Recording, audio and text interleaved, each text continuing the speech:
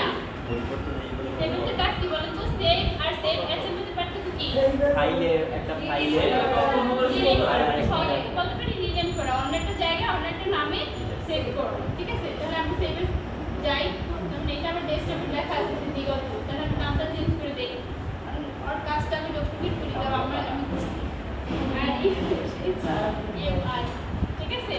তাহলে এখানে এইভাবে সেভ যাবে, এখানে দেখাই যাচ্ছে Otobi installer dot AI, file extension কি ডট এআই। তাহলে এটা মনে থাকবে যে অটোবি ইনস্টলার ফাইল এক্সটেনশন কি ডট এআই। ঠিক আছে, এটা আমরা এআই ফাইল নামে বলবো।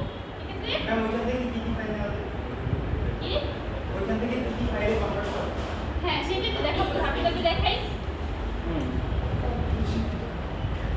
ঠিক আছে, এরপরে আছে কি সেভ এ কপি, ওই একই জিনিস, ওই একই কাজ ডুপ্লিকেট করে কপি করে সেভ করার দরকার পড়ে।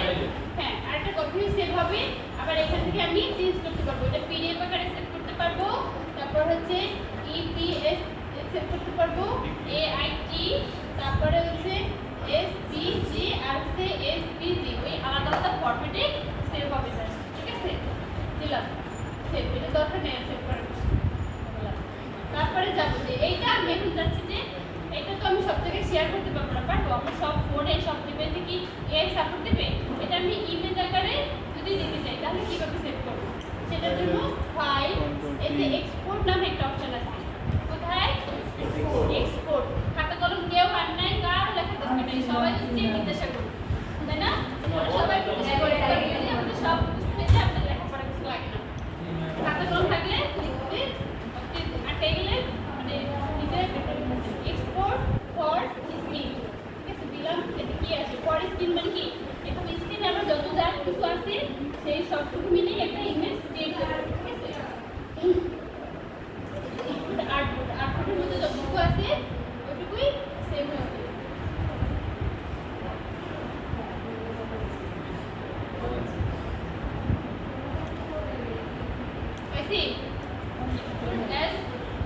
কি হবে এখানে কি কালার লেয়ার প্লেট পাই না, কিন্তু লেখা কিন্তু কিছু দেখাচ্ছে না, আউটপুটে কিন্তু দেখাচ্ছে না, তাহলে কি আমাদের এক্সপোর্ট শুধু আউটপুটে সেভ দিলেই হবে না। ঠিক আছে, তাহলে আমরা আবার যাই দেখি অটো সেভে কি আসে। যদি আমরা এইটুকু সিলেক্ট করি, এই যে সিলেক্ট করে রাখি, দেন যদি আমি এখানে এক্সপোর্ট দেই, এই যে এখানে আগে এক্সপোর্ট সিলেকশন ছিল না, কিন্তু শুধু এক্সপোর্ট ছিল, এখন কি আসছে এক্সপোর্ট সিলেকশন আসছে, তার মানে কি আমার ফাইল পাথগুলো সিলেকশন পাইছে। সেটা দেই, এখন দেই দেখি কি আসে, ফাইল কি আসছে, আরেকটা একটা লেখা আসছে শুধু আউটপুট, একটা আসছে কি অ্যাসেট, এটাও কি সব আসে নাই, ওই আসছে কিন্তু সামনে থাকবে কালার কিন্তু দেখা যাচ্ছে না।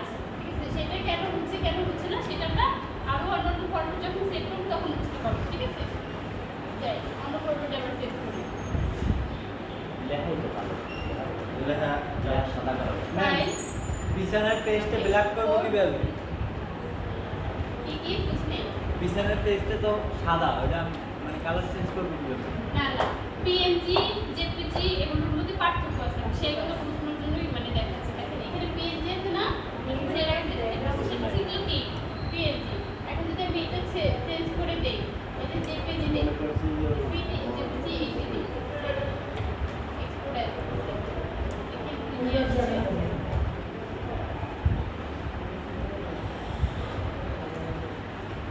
আসছে। তাহলে মোটামুটি পার্থক্য বুঝছি কিনা, আমরা পার্থক্য আছে কিনা আছে। তারপর আরো দেখি আমাদের আরো আছে, আমরা মোটামুটি 7-8টা সেভ করার প্রসেস জানি। ঠিক আছে, তারপর আবার যাই ফাইল সিলেকশন, দেন এখানে আবার জেপিজি চেঞ্জ করে পিডিএফ দেব, এসপিজি দিলে ওই পিএনজি সেম ক্যাটাগরি আসে, কিন্তু এটা দিলাম না, শুধু পিডিএফ দেব, পিডিএফ কি আসে, পিডিএফের জন্য আলাদা ফোল্ডার তৈরি হয়েছে। আসছে হ্যাঁ, এখন কোনটা কি পার্থক্য কেন এরকম হয়েছে সেটা দেখো। কিভাবে দেখবো বলেন তো? ওই ফাইলগুলো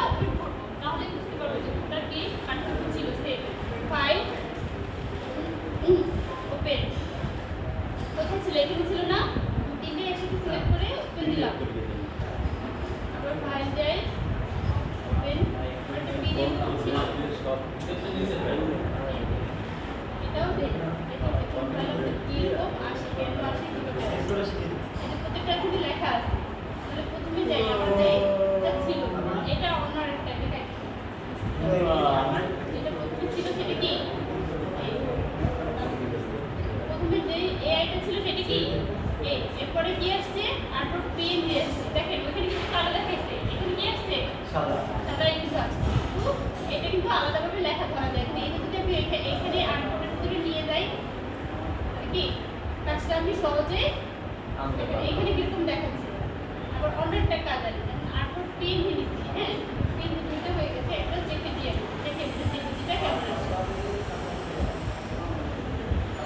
পাঠটা বুঝতে পারছি হ্যাঁ দেখো পাঠটা বুঝতে পারছি কিনা এই জেপিজি আমাদের যে সাদা হোয়াইট বোর্ড সহই আসছে এইটা যদি এডিট করে দরকার পড়ে তাহলে কি হবে আমার ব্যাকগ্রাউন্ড রিমুভ করে তারপর হচ্ছে কি আমার ওই এলিমেন্টগুলো নিতে হবে আর যদি পিএনজিতে সেট করে তাহলে কি আমার ব্যাকগ্রাউন্ড রিমুভ করে কি এলিমেন্ট নিতে হবে না আমার এলিমেন্টগুলো আলাদাভাবে এসএসসি ভাবে দেখা যাচ্ছে পিএনজি আর জেপিজি পিডিএফ ক্যাটাগরি ওই জেপিজির মধ্যেই আসবে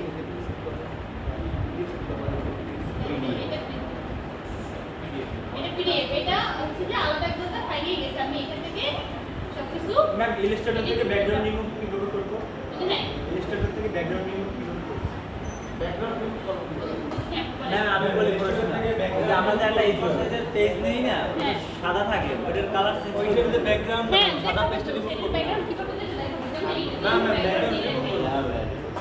আরে ভাই ব্যাকগ্রাউন্ড সাদা আছে না আর কোনটা আমার সাদা সাদা কালো এখানে দুই তিনটা কালার আছে ওটাকে নিতে পারবো তো আমরা সাদা কালারের উপর কাজ করে কি কিভাবে সব কালারগুলো করতে পারবো এখন আমরা এগুলো যদি ব্যাকগ্রাউন্ড দরকার পড়ে তো এইখানে না করে আমার ওই দেখো ওই দেখো ওই দেখো যে এখানে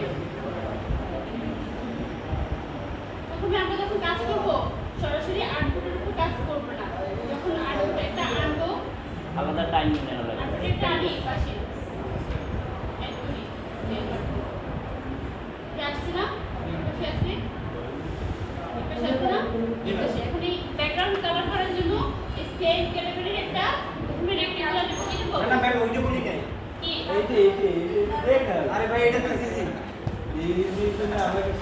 আরে ভাই ওটা তো একটা শেপ নিয়ে করে দিবি ব্যাকগ্রাউন্ড রিমুভ কিভাবে আমরা এই পাশে ব্যাক ব্যাকগ্রাউন্ড পছন্দ করে কি করবে তোমার একটা ওই যে ওটা ধরো পিছনে একটা এই সাদা না লাল আছে কি এটা একটা সাদা করে দেখাবো বলবো তারপরে এগুলো আপনি প্র্যাকটিস করবেন আমি বুঝে যাবেন আর তোমার যে সাইডে আর ওই যে যেটা নিচ্ছে ওইটা সাদা করে